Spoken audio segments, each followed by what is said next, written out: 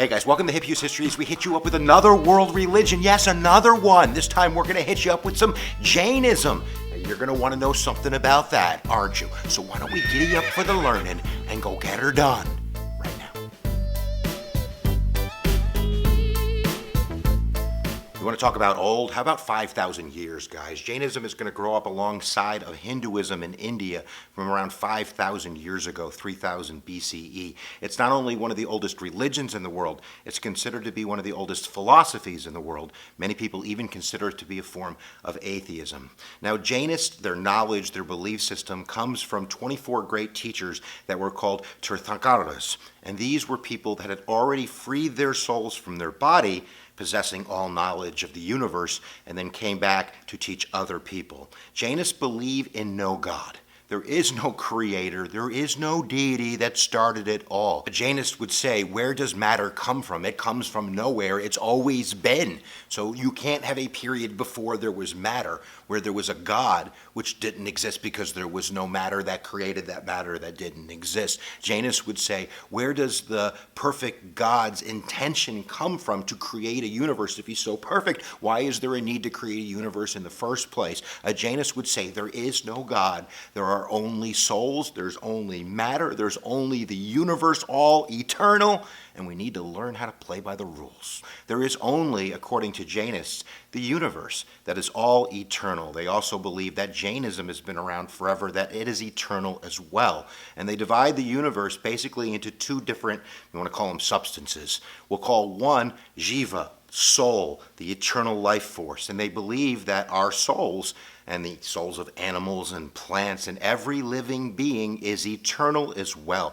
that it's always existed. Nobody created the soul. They also believe that there is something called ajiva, which is basically matter and time and space. And they believe, Jainists do, that just like there's laws of the universe when it comes to matter, time, and space, there are laws of the universe that apply to our souls. These are inescapable. There is no God that is going to save you from these natural laws that we're going to call, and they're going to call karma.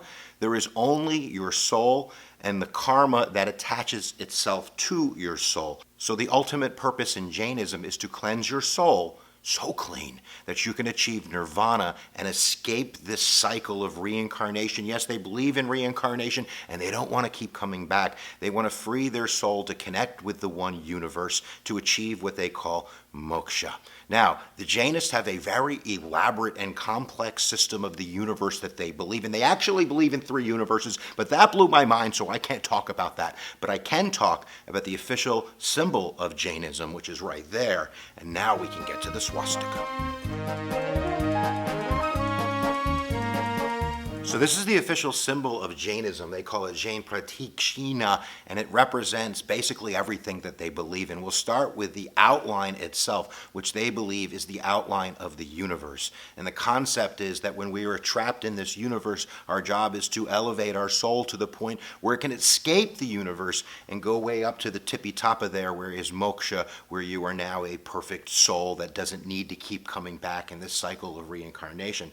Now, the swastika specifically refers to 2 different ideas, and swastika is a Sanskrit word that means good fortune. The Nazis messed that all up, but if you go to any temple in Jainism or any book of Jainism, you're going to run into this swastika. And one of the concepts is that each point on the swastika represents a different entry into the universe for our souls. So you could come back as a deva, and that would be basically a god. They don't believe in a god, but they do believe that if you can elevate your soul, rid yourself of karma, that you can come back as a deity, as a god yourself before you achieve perfect moksha. Now, they also believe you can come back as a human or an animal. They believe you can come back as a hellish creature, and they believe you can come back as a subhuman, like literally like a plant. And all of these provide your soul opportunity to achieve moksha. Now, it also represents the 4 different infinite aspects of the soul, which Jainists believe are infinite knowledge, that the soul has infinite perception, the soul has infinite happiness, and infinite energy. Now, above the swastika, you have 3 dots, which represents basically the straight path for Jainists to achieve moksha. This would be belief, knowledge, and conduct. Now, the actual universe is kind of separated into three spheres, and we have on that top sphere sort of the heavenly section, the midsection for humans and animals, and then hellish beings would go down below. The last symbol is going to be the hand with the wheel. This is ahimsa, which means non-injury. And this is basically the concept that if you want to stop coming back, you have to not hurt other souls. And this would be to stop what's called samsara, which is this repetitive cycle of coming back. Now, the spokes on the wheel represent the 24 great teachers themselves, and then there's a motto that goes along with all of this symbology, which is basically that all life is bound together by mutual support and interdependence. So the ultimate goal is to achieve moksha. And now you want to know how to do that. Well, the Jainists, they have 5 vows that are going to get you there.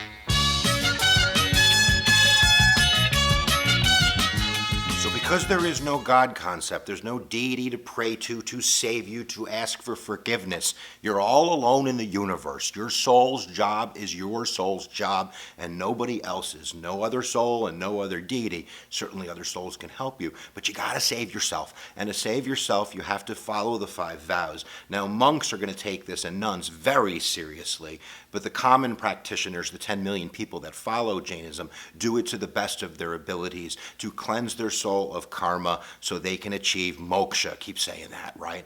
Well, the number 1 vow you've already been introduced to, and this would be from that hand wheel, which is ahimsa. This means no violence. And the monks will go as far as doing everything possible in order to practice a life of non-injury to other creatures, which means that they will walk barefoot with a broom and sweep out insects in order not to cause harm to those insects. They'll also cover their mouths so they won't be breathing in any type of insects as well. Now, all Jainists are vegetarians because they believe that it creates injury to the animal when you decide to eat meat, that you're part of that process. Many Jainists are vegans because they believe that the dairy industry, that the way that we get our milk creates injury to animals as well. And some Jainists will go as far as not even eating root vegetables because they believe when they pull out the potatoes, they're hurting the microorganisms that are part of the roots themselves. Now, many people will say, well, that's silly. How can you get through life not hurting an ant? And what the Jainists would say, it's not the actual act of stepping on the ant. That's not what creates the karmic matter to attach itself to your soul.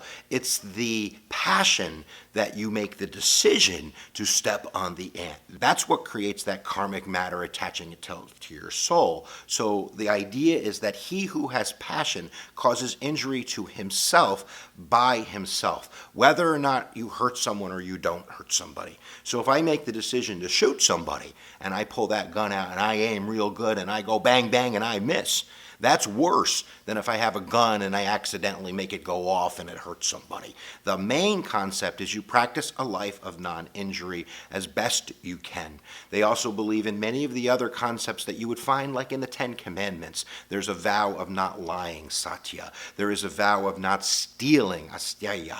There is a vow of chastity. Now, of course, a regular practitioner is going to be able to have a sexual life, but not be a slave to sexual passion.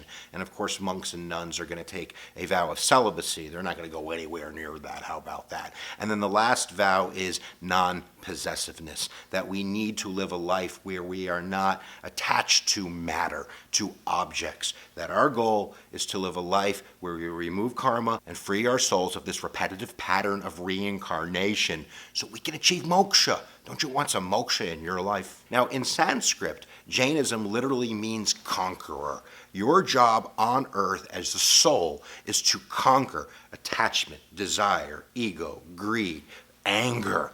That's the way to salvation. Now, of course, like all other religions, Jainists are going to have festivals and pilgrimages. They're going to have meditation and prayer and fasting, all of the other good stuff. But the main difference is they're not doing all of that to pay homage or ask for forgiveness from a deity. They're doing it in order for their soul to cleanse karma so it can gain more perception into infinite knowledge and live a better life so that soul can free itself. That's the idea. And I hope that your brain's a whole lot bigger than when you started the video. So giddy up for the learning, guys. I'm going to say it because I believe it with all of my heart. Where attention goes, energy flows. Make sure you check out all of the other videos we have. We have over 400 videos. It's crazy. Go down in the description below. I even put them in ABC order. How nice of me. All right, guys, we'll see you next time you press my buttons.